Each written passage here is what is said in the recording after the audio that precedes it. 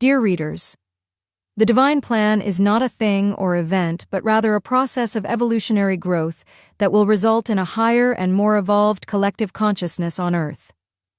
As Earth's energy becomes lighter and density decreases, increasingly more individuals will begin to align with and experience a higher sense of God, themselves, and God's creations.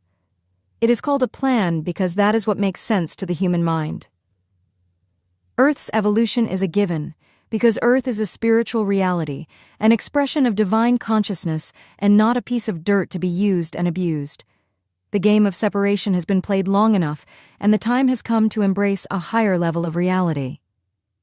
Much will unfold personally and globally as Earth's energy becomes increasingly more refined, allowing many familiar and accepted beliefs to be seen for what they really represent. Veils that have long hidden the self-serving agendas and strategies of those who thrive on power over and control are dissolving. As high-resonating light energy flows to Earth, it automatically begins to dissolve density in the low-resonating creations of duality, separation, and many powers. You are witnessing this at this time. The chaos is the struggle of those attempting through any means necessary to prop up and maintain the old energy structures they have long depended upon for the world dominance, power, money, and control they have long enjoyed. When you can truly accept that everything is an expression of one omnipresent, omnipotent, omniscient divine consciousness, you will understand that when people stop believing in, feeding, and giving power to false three-dimensional concepts and creations, these things will simply fade away, having nothing to maintain or sustain them. It is time for trust, real trust. But what is real trust? Trust, as it is commonly understood, is looking to or relying on some person, group, law, idea, or belief outside of self to be or do what is desired, needed, or expected. But because this concept of trust looks outside of self for that which only God has to give, it very often disappoints. Always be aware of what you place your trust in. Trust has become a catchword, an easy solution, especially with authority figures who often say, "Just trust God."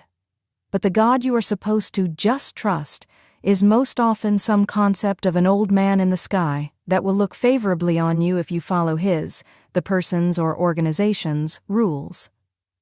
The answer really is to just trust God.